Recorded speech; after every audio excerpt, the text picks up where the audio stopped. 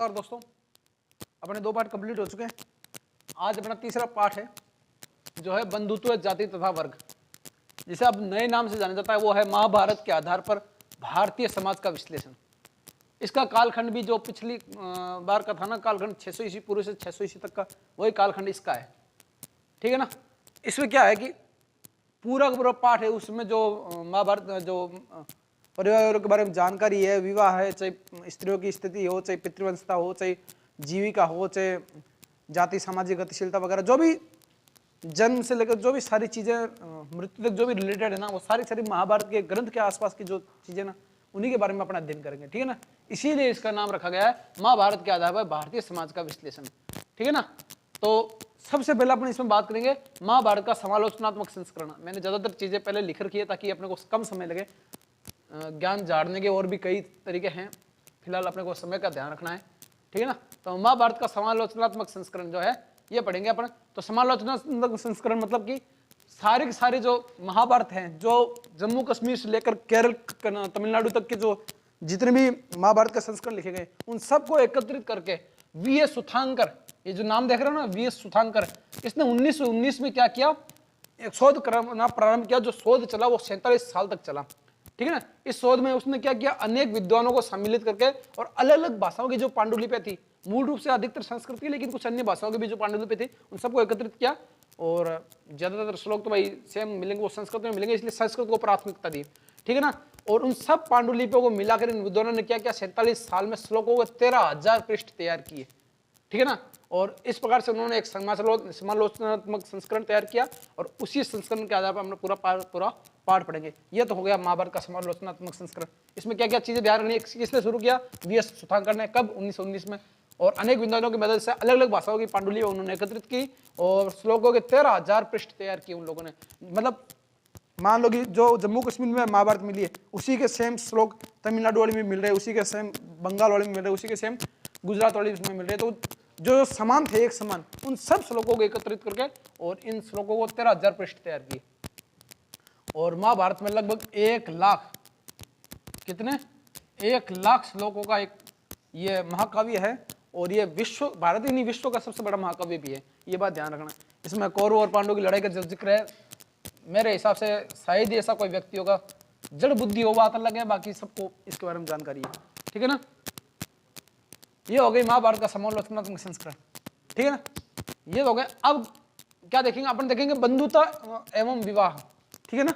दूसरा अपना टॉपिक क्या है, बंधुता एवं विवाह। ठीक है। इसमें अनेक नियम और व्यवहार की विभिन्नताएं थी ना, उनके बारे में अपन जिक्र करेंगे। जैसे परिवार के बारे में जानकारी, पितृवंशिता, व्यवस्था का आदर्श, विवाह के नियम, स्त्री का गोत्र, क्या माताएं महत्वपूर्ण थे, इन चीजों के बारे में अपन डिस्कस करते हैं। तो परिवार के बारे में जानकारी क्या है कि परिवार, मैंने क्या कहा, जो वर्तमान की स्थितियां, जो वर्तमान की परिस्थितियां, उन्हीं परिस्थितियों को ध्यान में रखते हुए अगर अपन पुरानी चीजों को कंपेयर करते हुए चलेंगे तो आराम से याद हो सकता है। ठीक है। तो इसमें क्या है कि परिवारों के बारे में जो आज जानकारी है वैसी उस समय भी जानकारी थी। भाई परिवार क्या थे, छोटे भी थे, कुछ बड़े भी थे, कई में चचेरे, ममेरे, फुफेरे, सारे रिश्ते माने जाते थे, कई में नहीं माने जाते। जैसे मुसलमान परिवार में अपनी चचेरी बहनें हैं, मौसेरी बहनें हैं, ममेरी बहनें, उनके साथ भी शादी कर सकते हैं ना। तो उस समय भी यही प्रचलन था कि कुछ में इन नियमों को मानते थे, रिश्तों को मानते थे, कुछ में नहीं मानते थे। कुछ परिवार छोटे होते थे, कुछ परिवार बड़े होते थे। आज की जो परिवार है उसको भी आप समझ के अगर अपनी भाषा में लिखोगे ना, तो उस समय का परिवार बन जाएगा। ठीक है ना। आगे देखते हैं पितृवंशिक व्यवस्था के आदर्श। तो आज की पितृवंशिक व्यवस्था क्या है, आज भी ये देखते हैं ना कि जो पिता की संपत्ति को पुत्र का अधिकार होगा, लेकिन अब जो हिंदू कोड बिल है ना, उसके तहत पुत्रियों का भी अधिकार होता है। लेकिन अपन एक बार पुत्रियों को साइड में रख देते हैं। तो पितृवंशिकता में अपन क्या देखते हैं, समाज नियम है वो तो अलग चीज है, लेकिन आपने समाज में क्या देखते हैं, पुत्री अपना अधिकार स्वेच्छा से त्याग करती है ना, वही हम अपने भाइयों की संपत्ति में से कोई हिस्सा नहीं मांगते, करती है ना। तो वो इसी चीज क्या है कि पितृवंशिकता का व्यवस्था ही, मतलब उस समय पिता के बाद में पुत्र, पुत्र के बाद में पौत्र, इस प्रकार से उन्हीं को वो अधिकार प्राप्त होते रहते थे। जैसे अपने इस चीज को अपने महाभारत से रिलेटेड करके देखें ना, तो कौरव और पांडवों में युद्ध क्यों हुआ था, क्योंकि उस पितृसत्ता को प्राप्त करने की लालसा थी। और इसमें अपन 2 चीजें और समझ सकते हैं कि पितृवंशिकता में क्या होता था, पिता के बाद में हक होता था वो पुत्र का होता था, लेकिन अगर किसी के संतान ही नहीं हो तो उसका भाई उसकी जगह पर उसकी जो व्यवस्था संपत्ति है या अधिकार है वो संभालता था। जैसे कैसे, जैसे योग्य था ना पांडु, जब पांडु की मृत्यु हो गई तो पांडु के उस समय संतानें छोटी थी, क्या हुआ, भाई ने सत्ता हस्तगत करी कि नहीं करी? जो धृतराष्ट्र था वो पांडु का भाई था, वही तो शासन में उसने शासन किया। तो अपन इससे देख सकते हैं भाई अगर संतान नहीं हो या संतान छोटी हो तो भाई भी अपने भाई की संपत्ति वगैरह हस्तगत कर सकता था, ठीक है ना। दूसरी बात, फिर संघर्ष क्यों हुआ? क्योंकि पांडु के पुत्र थे पांडव, और इस धृतराष्ट्र के पुत्र थे जो कौरव, जो 100 भाई थे ना, दुर्योधन वगैरह। तो अब धृतराष्ट्र जो शासक था तो उस दुर्योधन कह रहा कि इस हिसाब से मेरा अधिकार बनता है, लेकिन पांडु क्या कह रहे थे, वही हमारे पिता थे वो शासक थे वास्तविक, तो हमारा अधिकार बनता है। तो इस चीज से हम समझ रहे हैं ना कि भाई पितृवंशिकता वहां पर व्यवस्था थी, और पिता के बाद में पुत्र उस चीज को प्राप्त करता था जो पिता की होती थी, ठीक है ना। ये चीज होगी पितृवंशिकता।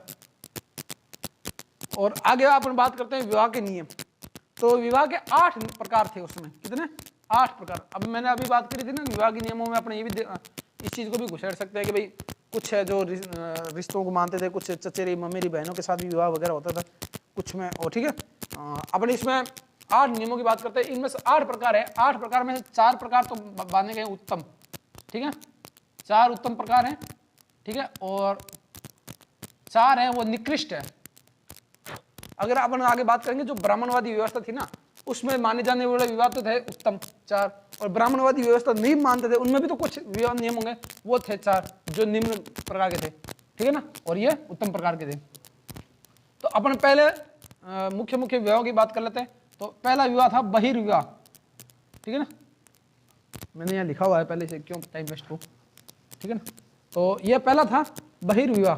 इसमें क्या होता था, अपने गोत्र से बाहर जाकर स्त्रियों का विवाह किया जाता था, ठीक है ना। मान लो कि आज की जो व्यवस्था है, मान लो कि राजपूतों की व्यवस्था अपन देखते हैं, तो राठौड़ों के अंदर विवाह थोड़ी होगा, राठौड़ों की बेटी होगी तो शेखावत तक जाएगी, किसी और गोत्र के जाएगी, राठौड़ों के अंदर तो नहीं हो सकता ना। तो यही विवाह का प्रकार था बहिर्विवाह, मतलब अपने गोत्र से बाहर, ठीक है। दूसरा अंतर्विवाह, जो सातवाहन शासकों में पाया जाएगा, अपन आगे देखेंगे। अंतर्विवाह मतलब अपने ही गोत्र के अंदर विवाह कर लेना। अगर जैसे मुसलमानों की बात क्यों करें, अपन दक्षिण भारत में हिंदुओं की भी बात करें, तो वहाँ पर भी अपनी ही चचेरी ममेरी बहनों के साथ शादी करने का तो रिवाज है। तो अगर चचेरी बहन के साथ शादी हो रही तो गोत्र तो एक ही हो गया ना, अलग गोत्र थोड़ी हुआ, ठीक है ना। कोई रेड्डी है तो वो रेड्डी के अंदर ही कर रहा है, तो वो गोत्र एक ही हो गया ना, तो वो हो गया अंतर्विवाह। एक बहुपति विवाह, जिसका अपन उदाहरण देख सकते हैं द्रौपदी से, ठीक है। द्रौपदी के कितने पति थे? 5 पति थे, मतलब कुछ ऐसी व्यवस्था थी उसमें, एक स्त्री के कई पति हो सकते थे, ठीक है ना। और दूसरा एक और चौथा और देखते हैं बहुपत्नी विवाह। बहुपत्नी विवाह तो इसको तो ज्यादा समझाने की जरूरत ही कहाँ, कि एक पति के कई सारी पत्नियां, राजाओं की कई रानियां होती थी, और आज भी एक व्यक्ति 2-2 पत्नियां भी होती हैं। कुछ जगह पर अपन देख सकते हैं कुछ जनजातियों में छूट भी है इससे संबंधित, जैसे मुसलमानों में 4 विवाह कर सकते हैं, बहुपत्नी विवाह होगी ना अपना भी, ठीक है। ये तो हो गए विवाह के प्रकार। और विवाह के नियम अपन ने देख लिए, इन 4 प्रकार के आधार पर नियम भी समझ में आ गए। अब स्त्री का गोत्र की बात करते हैं। क्या बात करते हैं? स्त्री का गोत्र, ठीक है ना। अपन बात करते हैं स्त्री का गोत्र। तो मैंने कहा ना, स्त्री का गोत्र ऐसा है कि 1000 ईस्वी पूर्व, मतलब ईसा से भी 1000 साल पूर्व अपन देख सकते हैं कि अपन कितने आगे थे, है ना। जब ईसा का जन्म हुआ उससे पहले तो अपने यहाँ पर सारी रामायण महाभारत वेद वेदांग का अध्ययन किया जाता था, उस हिसाब से गोत्र व्यवस्था वगैरह सारी व्यवस्था थी। तो अपन कितने एडवांस थे दुनिया से। जब दुनिया ने कपड़े पहनने नहीं सीखे, नंगे घूमते थे ना, उस समय यहाँ पर अपने घर घर में वेद का अध्ययन होता था, ठीक है ना। तो 1000 ईस्वी पूर्व है ना, 1000 ईस्वी पूर्व ब्राह्मणीय व्यवस्था के तहत क्या हुआ कि गोत्रों का निर्धारण किया गया। और गोत्रों का निर्धारण किस प्रकार से किया गया? गोत्रों का निर्धारण किया गया किसी न किसी ऋषि के नाम पे। मान लो गौतम ऋषि है, अब गौतम ऋषि के नाम पे जो भी उसकी संतान थी वो अपने को आपको गौतम वंशी बताते थे, मतलब गौतम का गोत्र बताते थे, ठीक है। जैसे वशिष्ठ गोत्र है, गौतम गोत्र है, इन गोत्रों का आधार पर होता था। तो महिलाएं थे, इनका गोत्र भी वही होता था जिस गोत्र में वो जन्मी है। लेकिन इस गोत्र व्यवस्था में 2 नियम थे। एक नियम तो यह था कि विवाह के पश्चात जो स्त्री होगी उसका गोत्र है, उसका पिता का गोत्र में रहकर पति का गोत्र हो जाएगा, पिता का नहीं रहकर किसका हो जाएगा? पति का गोत्र हो जाएगा, ठीक है ना। और दूसरी चीज थी कि खुद के ही गोत्र में विवाह नहीं कर सकती। अगर कोई वशिष्ठ गोत्र की है तो उसको गौतम गोत्र में विवाह करना पड़ेगा, या कोई और गोत्र जो ऋषि थे ना जिनके नाम पे ये गोत्र थे, किसी अन्य गोत्र में उनको विवाह करना पड़ेगा, अपने ही गोत्र में वो विवाह नहीं करती थी। लेकिन जैसा कि अपन ने कहा ना कि ये विवाह के भी 8 प्रकार बताए, जिनमें से 4 ये ब्राह्मणी व्यवस्था मानने वाले थे, 4 ब्राह्मणी व्यवस्था नहीं मानने वाले थे। तो क्या ये सारी चीजें भी ब्राह्मणी व्यवस्था जो थी उसको सभी फॉलो करते थे क्या? नहीं करते थे। इसको हम किस प्रकार से समझ सकते हैं? इसको हम समझेंगे सातवाहन शासकों के माध्यम से, जिन्होंने अपने कल बात करी थी ना, जिन्होंने दक्कन प्रदेश में और पश्चिमी भारत में जो शासन किया था, सातवाहन शासक, ठीक है ना। सातवाहन शासक जो स्वयं को ब्राह्मण वंशी कहते हैं और जो खुद ही ब्राह्मणी व्यवस्था थी उसका पालन नहीं करते। किस प्रकार से नहीं करते कि एक तो अपन कहते हैं कि स्त्री को ना अपना गोत्र परिवर्तन करना पड़ेगा, ठीक है ना।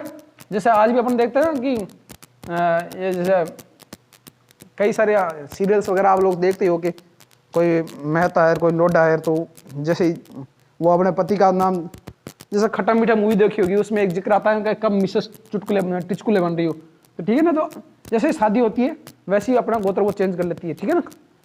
तो लेकिन इसके साथ साथ ये बात भी ध्यान रखनी पड़ेगी अपने को कि राजस्थान में जो राजपूत जाति है उसका स्त्री का गोत्र आज भी नहीं बदलता, वो अपना मूल गोत्र रखती है। अगर कोई राठौड़ की बेटी तो गीतों में ठेठ तक राठौड़ी रानी कहलाएगी।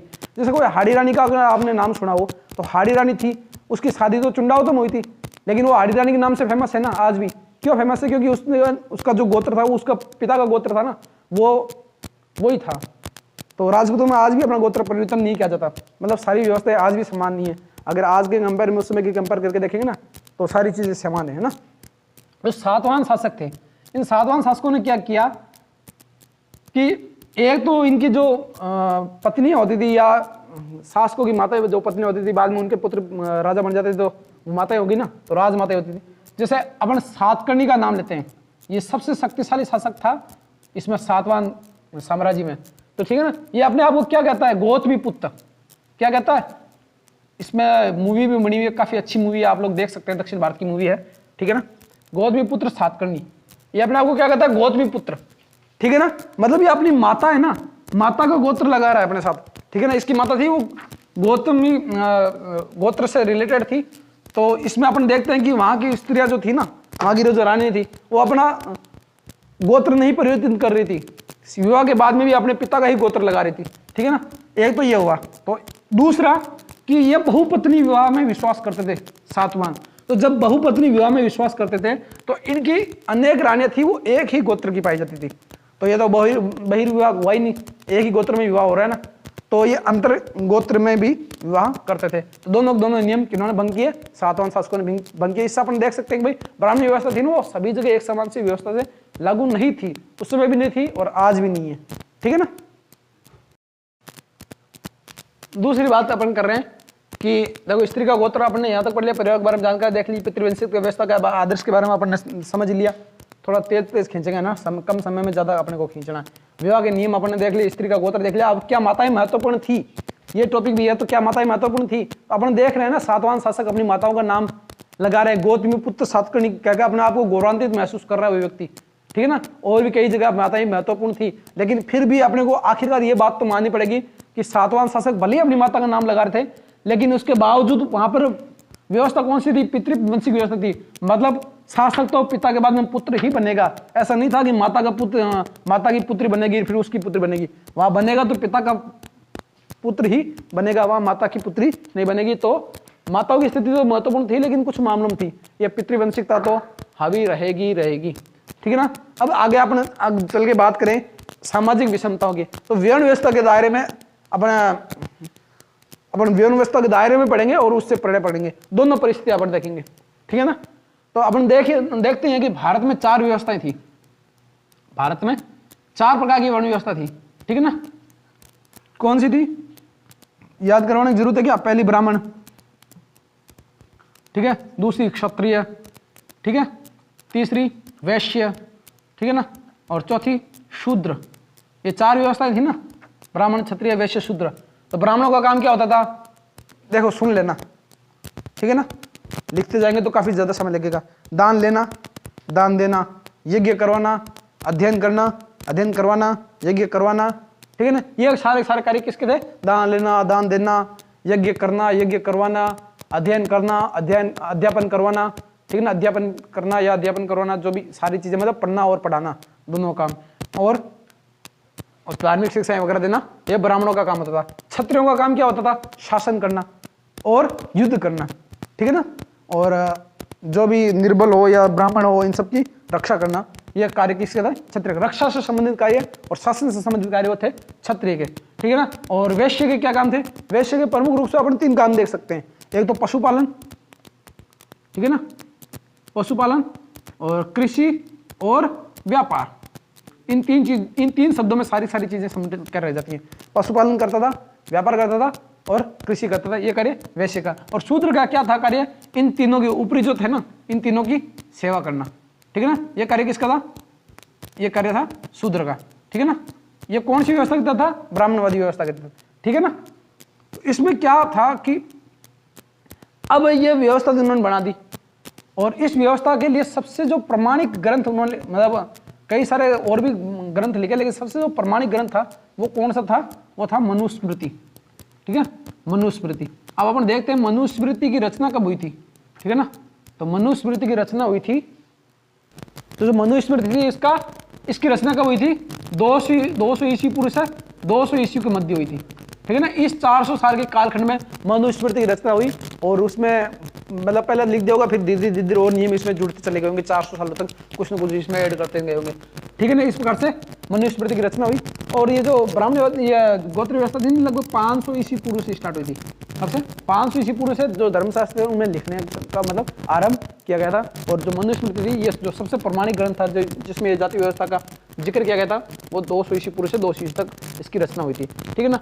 अब आप दूसरे देखते हैं कि दूसरी चीज ये देखते हैं कि अब मान लो उन्होंने नियम तो बना दिए ब्राह्मणों ने, लेकिन उनका पालन करें ये जरूरी है क्या?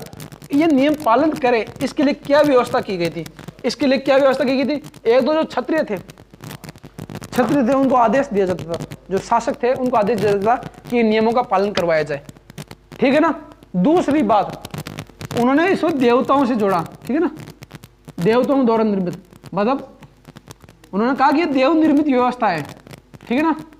इसके लिए उन्होंने क्या उदाहरण दिया कि भाई जो भगवान थे ना, भगवान विष्णु, तो भगवान विष्णु के मस्तक से तो ब्राह्मण पैदा हुआ, भुजाओं से क्षत्रिय पैदा हुआ, और जो पेट है उससे वैश्य पैदा हुआ, और जो पैर थे उनसे शूद्र पैदा हुआ। ये उन्होंने तर्क दिया ना, ये तर्क ये देवताओं द्वारा निर्मित ये व्यवस्था उन्होंने दिखाने के लिए ये तर्क दिया था, ठीक है ना।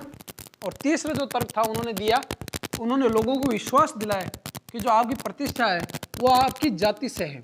क्या है? आपकी जो प्रतिष्ठा है वो आपकी जाति से है। 3 क्या चीजें जो उन्होंने लोगों को, मतलब ये चीजें, ये नियम माने, क्या किया? एक तो उन्होंने क्षत्रियों को या शासकों को जो आदेश दिया कि आप इनको ये नियम पालन करवाइए। दूसरा उन्होंने क्या कहा कि आपकी प्रतिष्ठा वो जाति से है।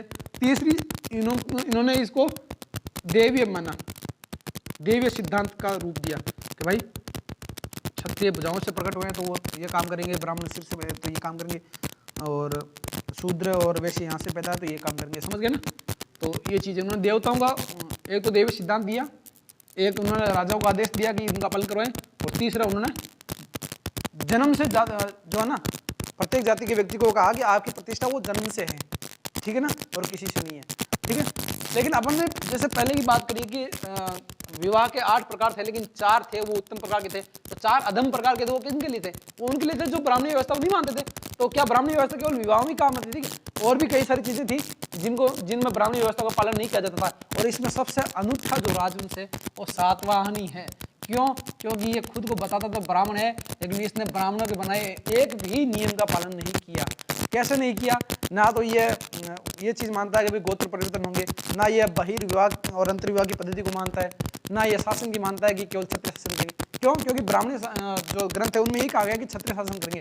लेकिन गौतमी पुत्र सातकर्णी, ये जो सातकर्णी है ये अपने आप को अनूठा ब्राह्मण कहता है कि मैं अनूठा ब्राह्मण हूँ, ठीक है। और क्षत्रियों का दर्प हनन करने वाला, मतलब क्षत्रियों का मान घटाने वाला अपने आप को बताता है और अपने आप को अनूठा ब्राह्मण बताता है। तो ये भी यही भंग कर रहा है। दूसरी बात, ये जो सातकर्णी है, ये सातकर्णी ही कहता है कि मैंने चारों गोत्र है ना, इनमें आपस में विवाह है ना वो बंद करवाया है, मतलब अपने गोत्र में ही विवाह करेंगे। लेकिन यह स्वयं है ना रुद्रदमन, क्या? रुद्रदमन जो एक सख्त शासक था, जो सख्त शासक था वो मध्य एशिया शायद है, और ब्राह्मण इनको बर्बर था असांस्कृतिक बताते थे। लेकिन इसी रुद्रदमन ने एक सुदर्शन जो झील थी इसका पुनर्निर्माण करवाया था, सुदर्शन झील। याद रखना कि किसने सुदर्शन झील का पुनर्निर्माण किया या किसने उसका उदारीकरण मतलब क्या कह सकते हैं जीर्णोद्धार करवाया, तो वो था रुद्रदमन, जो एक शख्स हो सकता है। तो इसने ये कार्य तो आर्यों वाला किया है, ठीक है ना, सांस्कृतिक कार्य किया है। तो मतलब ये संस्कृति से तो ये परिचित थे, ठीक है। इनको क्या मल्लेच्छ या बहारी मानते थे, क्या मानते थे, मल्लेच्छ या बहारी, ठीक है ना। वापस वहीं आएंगे, अपने सारा टॉपिक जोड़ रहे हैं, ध्यान रखना। तो मल्लेच्छ या बहारी कह रहे हैं, लेकिन ये सांस्कृतिक रूप से संपन्न भी ये थे रुद्रदमन। तो ये जो सातकर्णी ये क्या कह रहा है कि मैंने चारों गोत्रों में आपस में विवाह करवाने बंद करवाए हैं, लेकिन ये स्वयं क्या करता है कि इसमें रुद्रदमन के परिवार के साथ अपना संबंध कायम करता है, वैवाहिक संबंध कायम करता है। तो खुद ही बोल रहा है और खुद ही तोड़ रहा है, खुद ने नियम बनाए और खुद ने ही तोड़ दिया, ठीक है ना।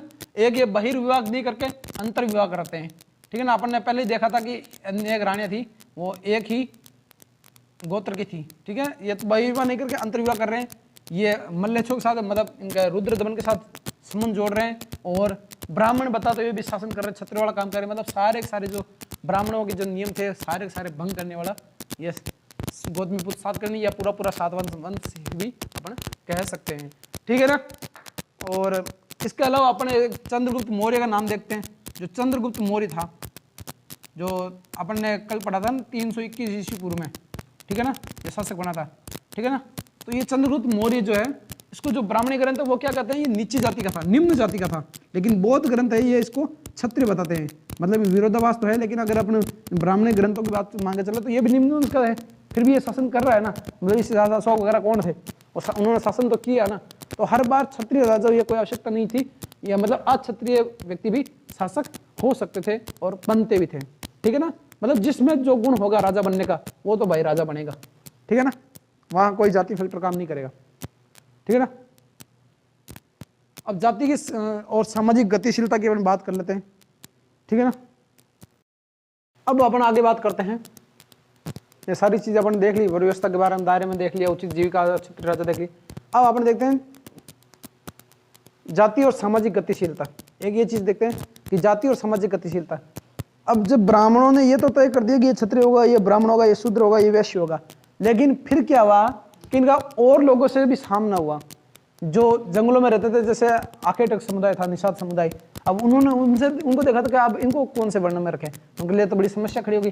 तो फिर उन्होंने उनको क्या किया, जाति व्यवस्था में बांट दिया, ठीक है। जैसे स्वर्ण, उनको सोने का काम करने वाले मिले, अब उन्होंने कहा इनको कहाँ रखें, तो उन्होंने स्वर्णकार जाति में उनको बांट दिया, जो सुनार है या स्वर्णकार है, जो मतलब एक ही प्रकार का काम करते। आज सुनार अब तो नहीं करते, लेकिन मतलब जो सुनार थे तो वो सारा एक ही प्रकार का काम करते थे, सोने का, ठीक है। जो आखेटक थे वो आखेट का काम ही करते थे, निषाद, ठीक है ना। तो उनको उस जाति व्यवस्था के तहत जब वर्णों से परे उन्होंने उनको जाति व्यवस्था में बांट के और थोड़ा विमनस्य का भाव जो है ना वो समाज में पैदा कर दिया। फिर ये किताब कह रही है, पुस्तक की भाषा है। और तो उन्होंने क्या किया, जब वर्णों से भी पार नहीं पड़ी तो जातियों में और टुकड़े कर दिए, और इस पर से समाज में एक विमनस्य के बीच उन्होंने और बो दिया और गहरा कर दिया, ठीक है ना। ये हो गई जाति और सामाजिक गतिशीलता, ठीक है ना। और अपना चार गुणों के परे और एकीकरण और चार गुणों के परे अधीनता और संघर्ष, इन दोनों को एक साथ मिलाकर देखते हैं। तो जैसा मैंने पहले एक उदाहरण दिया कि जब ये निषाद वगैरह मिले थे तो इनको जाति व्यवस्था बांटा था। तो ये निषाद वगैरह थे ना जो जंगलों में रहते थे, ठीक है ना, तो इनको क्या कहते थे, ब्राह्मणी दृष्टिकोण से तो इनको हे दृष्टि से देखा जाता, असांस्कृतिक देखा जाता था, ठीक है। जिनके बीच में मतलब कोई सामाजिकता नहीं थी, कोई संस्कृति नहीं। हालांकि उनकी खुद की एक अलग संस्कृति होती थी, अलग सामाजिकता होती थी, लेकिन इनकी दृष्टि में, ब्राह्मणों की दृष्टि में क्या था, ये आज के ब्राह्मणों वाली जाति की बात ईसा से बात नहीं कर रहा है, ये जो किताब की बात है उससे बात कर रहा हूँ कि जो ब्राह्मण उस समय की परिभाषा अलग थी, आज की परिभाषा अलग है, ठीक है। तो ये ब्राह्मणों की दृष्टि में क्या था, है थे, घृणा योग्य थे, ठीक है ना। जो संस्कृति नहीं जानते थे, जो सामाजिक जीवन नहीं जानते थे, वो लोग थे। जैसे एकलव्य, अपने एकलव्य का उदाहरण आता है ना, वो एकलव्य इसी प्रकार के समाज से संबंधित था, जो निषाद से, ठीक है ना, जो जंगलों में रहते थे, शिकार करते थे, ठीक है ना। एक चीज तो ये हुई। और दूसरी बात, अब अपन बात करते हैं कि जो चांडाल है, एक शब्द इसमें आ रखा है चांडाल। तो ये चांडाल क्या चीज थी, तो चांडाल के बारे में कई सारी चीजें हैं कि एक तो चांडाल थे ना, इनको क्या कहता, निकृष्ट जाति व्यक्ति माना जाता था। इनको नगरों में रहने की छूट नहीं थी, ये नगरों से बाहर रहते थे, ठीक ठीक है ना। ये रात्रि में नगर में घूम नहीं सकते थे। अगर दिन में आते थे तो इनको अपने साथ करताल कुछ बजाते आना चाहता था, और इनके पीछे झाड़ू वगैरह बांध जाता था ताकि इनके पैर भी नहीं दिखे। और जब ये करताल बजाते हुए आते थे तो बाकी लोग सावधान हो जाए नगर के, और उनकी नजर उनके ऊपर, दृष्टि उनके ऊपर नहीं पड़ा। मतलब उनको देखना अपवित्र मानते थे। क्यों? क्योंकि ये पवित्र कार्य है जो यज्ञ वगैरह करना आता ना, ठीक है ना, जैसे यज्ञ है या कोई और प्रकार के धार्मिक कार्य जो करने वाले थे, या अपने आप को पवित्र कार्य करने वाले मानते थे। और इन अपवित्र लोगों से ये भोजन वगैरह लेना इनके लिए निषेध था। ये इनसे भोजन वगैरह नहीं लेते थे, इनका मुख देखना पसंद नहीं करते थे। और जो ये चांडाल थे, इनके क्या कार्य थे? इनके जो निकृष्ट समझे जाने वाले कार्य थे, मृत पशु को उठाना, अंत्येष्टि करना, या कोई लावारिस लाश है उसका मतलब अंत्येष्टि करना वगैरह, ये जो कार्य जो दूसरे लोग नहीं करते थे, निकृष्ट कार्य थे, उनको निकृष्ट कार्य को चांडालों को करना पड़ता था। ठीक है ना। ये रात्रि में आ नहीं सकते थे, दिन में भी आते थे, करताल बजाते आते थे, और झाड़ू वगैरह बंधा होता था, थूकना होता था, खुद की हांडी आगे लगा के रखते थे, उसमें थूक सकते थे, नीचे थूक नहीं सकते थे। और किसी अन्य की छाया इनके ऊपर, इनकी छाया किसी और पर नहीं पड़े, इनका इसको ध्यान रखना पड़ता। टूटे हुए बर्तन इनको प्राप्त होते थे। ठीक है, टूटे बर्तनों में इनको खाना मिलता था, मतलब टूटे बर्तन उपयोग कर सकते थे। और जो मृत आदमी होते थे, मृत लाशें, उनके ऊपर से जो आभूषण और लोहे के आभूषण, ठीक है ना। लाइट चली गई भाई।